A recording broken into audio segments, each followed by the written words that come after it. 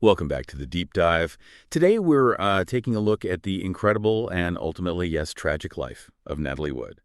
Born in 1938, she was just this amazing talent. Her career really stretched across a huge shift in movies, didn't it? Yeah. Moving, pretty seamlessly from being this beloved child star in old Hollywood right into being a three-time Oscar nominee who kind of defined the more complex feel of new Hollywood. Absolutely. And that journey is why the sources we have are so fascinating. Our goal today really is to get past the familiar headlines, the glossy stuff. We want to dig into the details.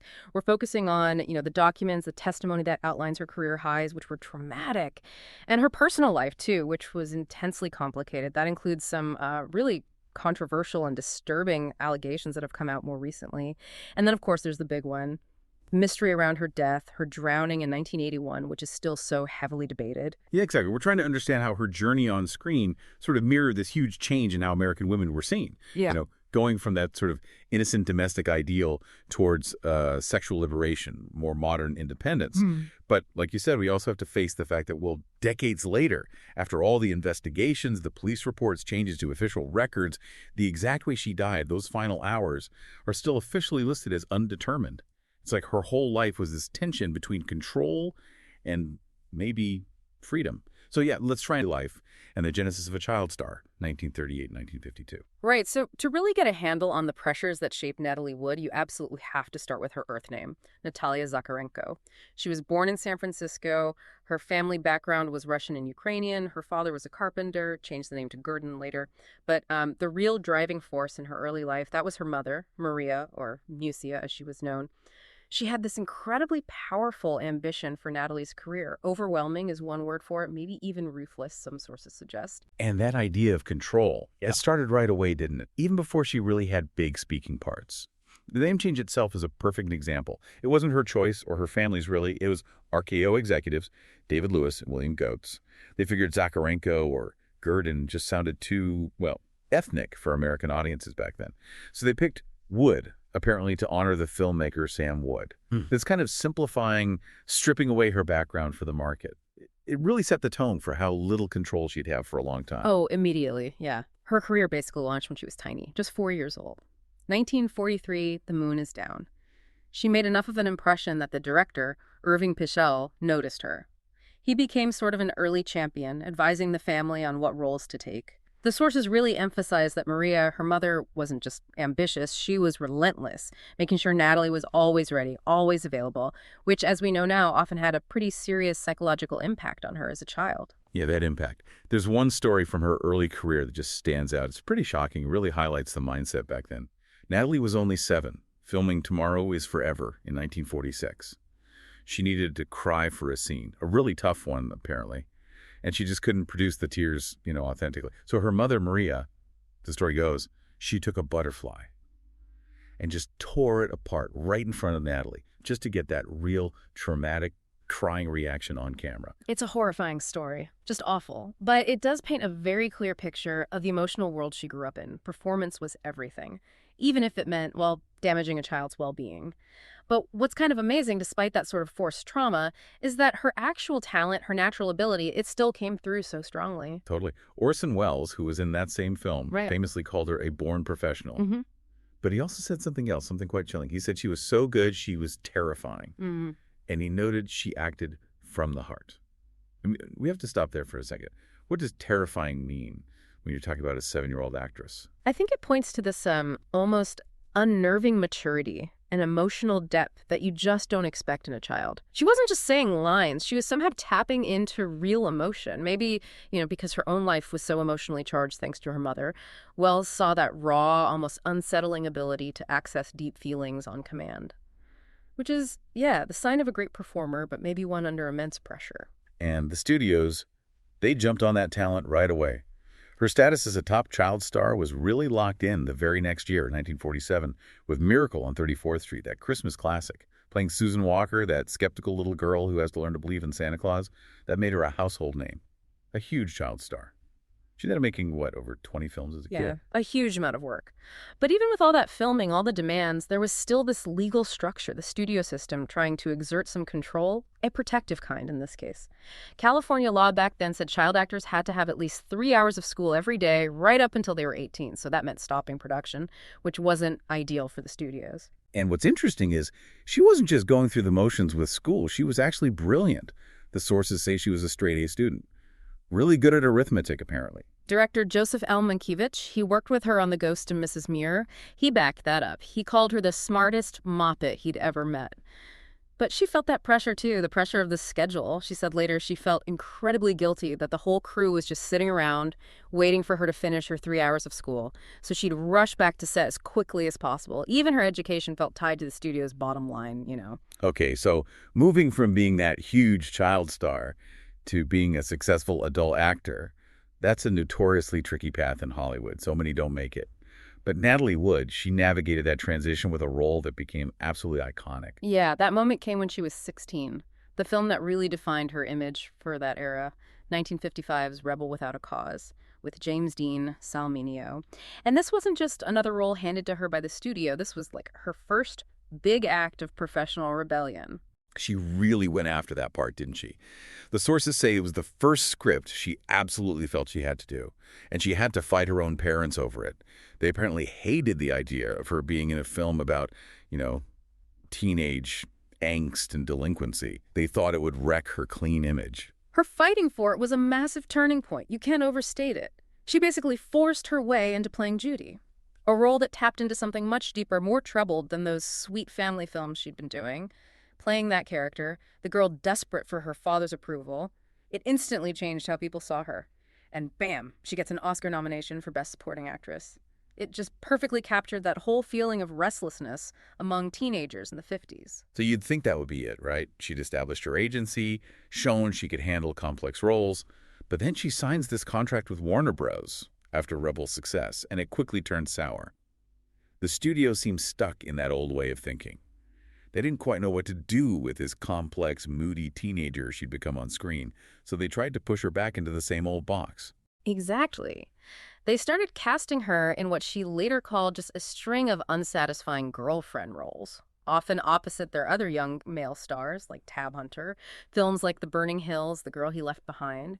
She just became the pretty, often quite passive love interest again, which must have been incredibly frustrating after the depth she showed in Rebel. Yeah, you can almost feel the frustration in her choices around then.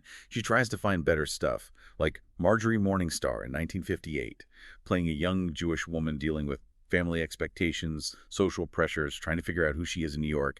That theme, identity versus what everyone else wants you to be, it's just constantly there in her work from that time. But the clash between what she wanted and what the studio wanted financially, it just kept escalating. She started refusing more roles, ones she felt were just not good enough, creatively empty. And Warner Bros., they didn't hesitate to use their power. Their contracts were ironclad back then. Which led to this extension. And it wasn't just a slap on the wrist. They basically sidelined her for a whole year. Couldn't work for anyone else. It lasted until February 1959. It just shows you the kind of brutal control the studio system still had.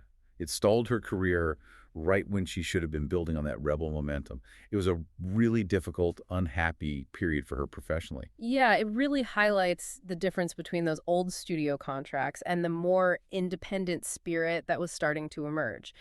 Someone like James Dean, he died young, became this instant legend.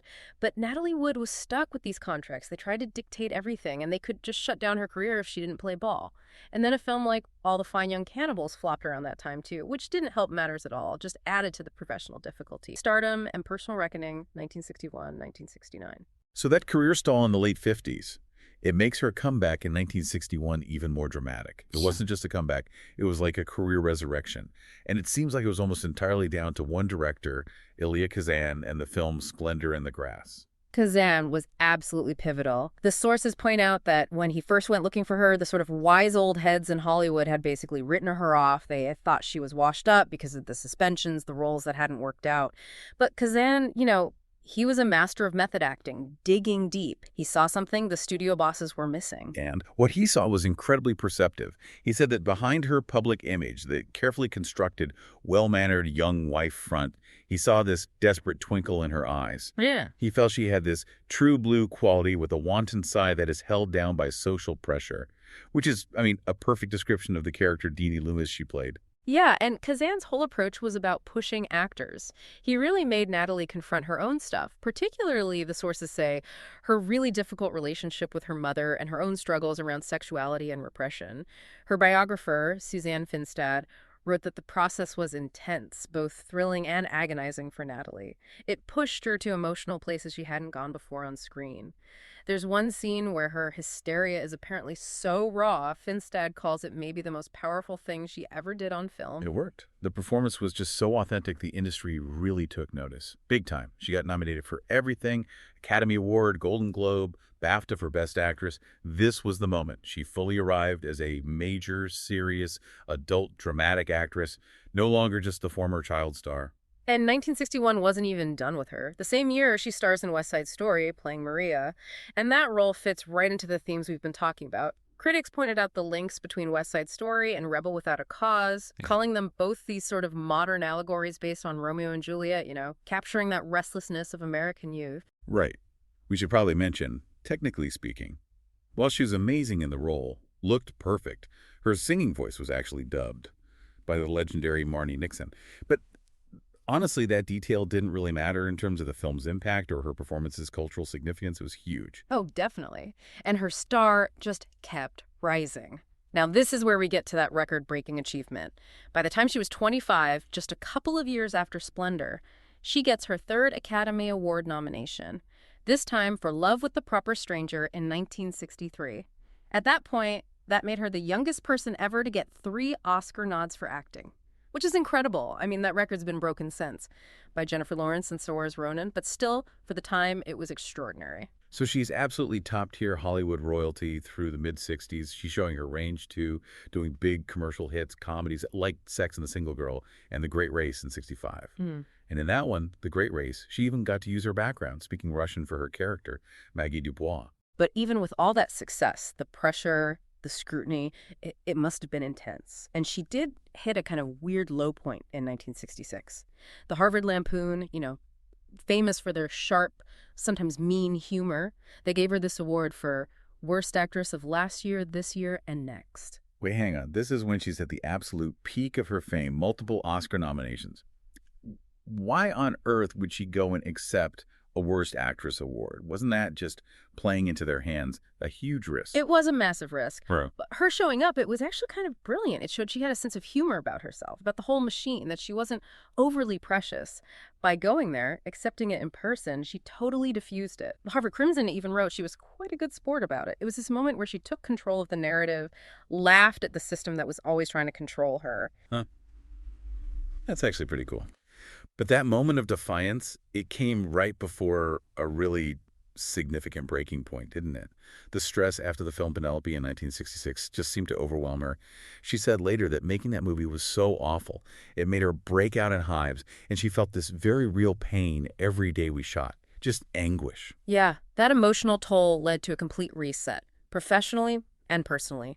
She took a 3-year break from acting altogether, which was a radical thing for a star at her level to do back then. And crucially, she paid Warner Bros. A huge amount of money, $175,000, the sources say, just to buy out her contract. Think about that financial commitment. It was her saying, okay, I'm finally taking full control, no more studio telling me what to do, freeing herself from those old obligations. And she used that time off to get help, right? Yeah. Went into professional therapy for those deeper emotional issues she'd been dealing with, probably since childhood. She cleaned house professionally, too. Fired her agents, managers, publicists, accountants, lawyers. The whole team started completely fresh. And that gamble, that reset, it paid off big time. When she came back in 1969 with Bob and Carol and Ted and Alice, it was a huge hit, critically and commercially. It's highest grossing film of the year, I think. And it was this really smart, witty comedy tackling all the changes happening, then, the sexual revolution, shifting morals. Yeah, that film just perfectly placed her right at the intersection of old Hollywood sophistication and the new emotional honesty of new Hollywood. It really showed her resilience. that she could redefine herself yet again and head into the 70s completely on her own terms. Complex personal life and disturbing allegations. Yeah, even during that break and her big comeback, Natalie Wood was always in the public eye, often because of her personal life, which was, well, intense, especially her relationship with Robert Wagner. Very turbulent, very public. They got married the first time when she was really young, right? Mhm. Only 19, back in 1957. It was like the ultimate Hollywood golden couple thing. Young, gorgeous stars. But then it ended pretty suddenly, divorce in 1962. And the sources point to a very specific, very dramatic incident leading up to that. Yes, multiple accounts suggest the split came after Wood apparently walked in on Wagner having an affair with another man. This was in early 1961. I mean, that level of drama, especially involving sexuality that was incredibly taboo publicly back then, it was enormous news and obviously deeply complicated the end of that first marriage. Wow. Okay, so after that, she married Richard Gregson, a British producer, in 69. They had her daughter, Natasha, but that marriage didn't last either, ended in divorce in 72. And then, amazingly, just months later, she and Robert Wagner get back together. They remarry in July 1972, and then they had their daughter, Courtney, in 1974. Right. And this period, the 70s, this is when she moved into what a lot of people called semi-retirement. She seemed to be focusing more on being a mother. She only did 4 more movies for theaters after that second marriage to Wagner. But she did some really high-profile TV work instead, like the miniseries remake of From Here to Eternity in 1979. She won a Golden Globe for Best Actress for that performance. It was really well received. And she was still pushing boundaries, even on TV, challenging that image she'd had for so long. In The Last Married Couple in America, that was 1980, her character, well, she uses the F word, Yeah. in this really frank conversation with her husband about their marriage. And the press at the time made a big deal out of it. Because here's Natalie Wood, still seen by many with that clean, sort of middle-class image from her youth, using that kind of language. It was considered pretty groundbreaking for her. Okay, before we get to the final chapter, the tragedy, we really need to address something serious. There's a disturbing allegation that comes up consistently in the sources about a sexual assault when she was a teenager. And we have to be really careful here. Just present the information exactly as it's reported in the material we have, staying completely impartial. Right. It's a deeply upsetting allegation. And it really sheds light on just how vulnerable young women could be in that studio system, how dangerous it could be. Suzanne Finstad's biography from 2001, which is considered pretty authoritative, it alleged that when Wood was only 16, she was raped by a very powerful, married, older film star. Finstad cites sources close to Wood, including other actors like Scott Marlowe and Dennis Hopper. They recalled Natalie confiding in them about it. They described the assault as brutal, violent, said it left her physically hurt. And the really tragic part, according to these accounts, was that she felt she couldn't report it. She was terrified. Her mother apparently warned her about the political consequences in Hollywood if she spoke out.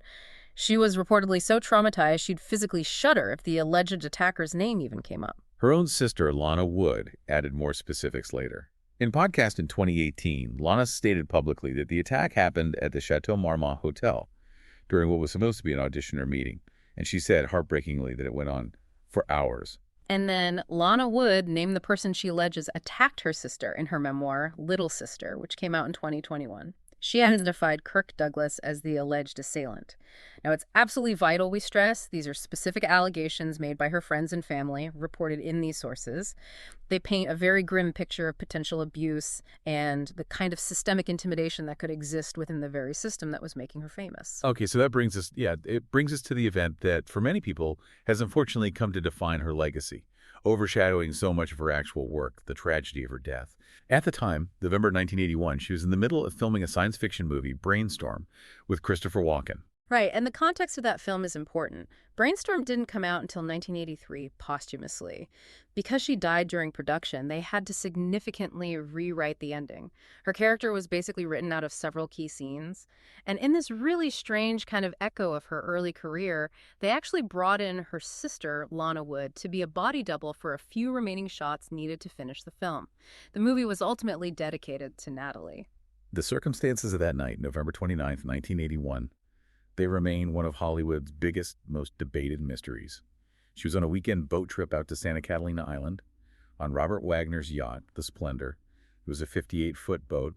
The only other people on board were Wagner, her Brainstorm co-star Christopher Walken, and the boat's captain, a guy named Dennis Davern. Her body was found the next morning around 8 a.m. She was about a mile away from the yacht, and there was a small inflatable dinghy of Valiant brand beached nearby.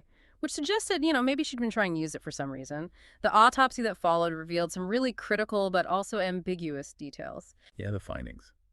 They noted bruising on her body and arms, and also an abrasion like a scrape on her left cheek. But the initial report couldn't say for sure exactly how or when those injuries happened, and adding to the complexity, her blood alcohol content was quite high, 0.14%. Right. And on top of that, the toxicology reports found traces of medication in her system. A motion sickness pill, probably an antihistamine which can make you drowsy, and also a painkiller. Now, that combination is really significant medically. A BAC of 0.14% on its own causes pretty serious impairment in judgment motor skills. But when you combine that with potentially sedating medications, the effects would likely be much, much stronger. Severe lack of balance, really impaired decision-making. So based on what they had in 1981, the LA County coroner at the time, Thomas Noguchi, he ruled the death as an accidental drowning, with hypothermia contributing. The theory back then, the speculation, was that she'd been drinking, was impaired, and maybe slipped and fell overboard while trying to deal with the dinghy, perhaps trying to secure it if it had started to drift or maybe trying to get back into it. That was the official story. But that ruling, it faced pushback almost immediately. Big doubts were raised, especially by her sister, Lana Wood.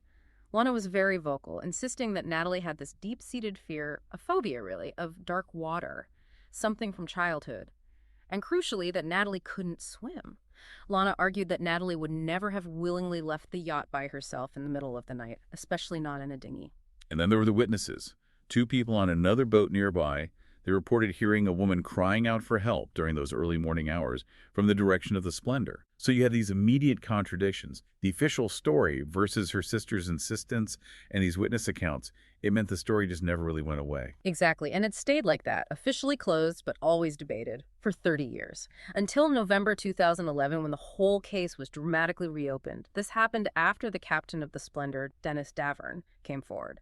He did a series of very high-profile interviews, basically saying he had lied to the police back in 1981 during the initial investigation. Right. Davern claimed that Wood and Wagner had gotten into this huge argument that night. He alleged Wagner was jealous about her talking or flirting with Christopher Walken. That was the trigger, according to Davern. And then, crucially, Davern alleged that after Natalie went missing, Wagner stopped him from taking immediate action.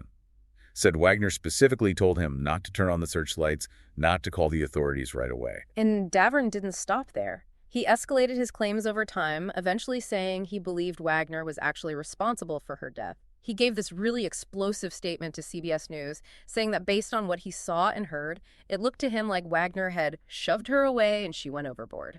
It's important to point out here that Robert Wagner's own story shifted over the years, too. Back in '81, he denied any argument.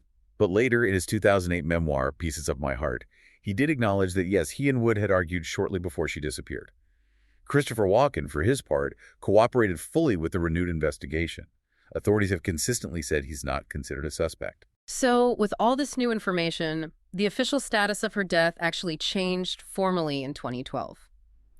The LA County Chief Coroner amended Natalie Wood's death certificate. The cause of death was changed from accidental drowning to drowning and other undetermined factors, which was basically the authorities saying, officially, we don't actually know for sure how she ended up in the water. A huge shift. And the investigation didn't stop there. It kept going, and police made another significant move in February 2018. They publicly named Robert Wagner as a person of interest in her death. They stated outright they knew he was the last person with her before she vanished, which essentially puts the focus squarely back on him to explain what happened. And further medical reviews seem to add to the uncertainty about those initial injuries. An addendum to the autopsy report in 2013 specifically noted fresh, unexplained bruises on her right forearm, left wrist, and right knee. Bruises not fully accounted for in the original report. Then in 2020, a doctor who had been an intern under Noguchi back in '81 came forward claiming the bruises were significant and that they looked consistent with someone being pushed or thrown from a boat. He claimed he'd even mentioned this to Noguchi at the time. So you just have layers upon layers of conflicting stories, changing testimony, medical ambiguities. It means the question of what really happened that night is still completely unresolved. All reasonite, legacy, and final thought. You look back at her career, though, 56 films for movies and TV. That's remarkable. She really did build this unique legacy, didn't she? One of the very few child stars who managed to have a major Oscar-nominated adult career. She really was this link, this bridge between the kind of manufactured world of old Hollywood and the more artistic, maybe more honest vibe of new Hollywood. Absolutely. Her whole professional story is one of incredible transitions. You see her go from that controlled, almost perfectly behaved child in Miracle on 34th Street to the raw, emotionally exposed teenager in Rebel and Splendor, and then finally transforming into that self-aware, sexually complex adult in Bob and Carol and Ted and Alice. Her career really does map onto the changing image of American women in the mid-20th century, navigating identity, expectations. Someone even called her in one of her last interviews, our sexual conscience on the silver screen. And yet, as we've talked about, this intense, nonstop focus on her personal life, the dramatic marriages, that awful assault allegation, and especially the mystery surrounding her death, it really has, quite tragically, overshadowed so much of that incredible work she did. Her own daughter, Natasha Gregson Wagner, she spoke about this exact thing. She acknowledged how painful it is that the public obsession with how her mother died has just kind of eclipsed her life's work and even who she was as a person. So I guess the key takeaway for you listening is to really recognize Natalie Wood as this pivotal figure. Someone who learned the rules of the studio system, mastered it, but then ultimately had the courage to buy her freedom from it and help change its expectations in the 60s. Her career really did say so much about finding your own voice, agency, liberation. But there's a sharp irony there, isn't there? And it just doesn't seem to go away. Think about it. Her early life, her career, so intensely controlled by her mother, by the studios, and now, even decades after her death, the story of Natalie Wood, the definitive story. It still feels like it's being controlled and endlessly debated by other people, witnesses, investigators, family members, the media. It's like her narrative is never allowed to just be her own. It's constantly being revised, fought over. Yeah.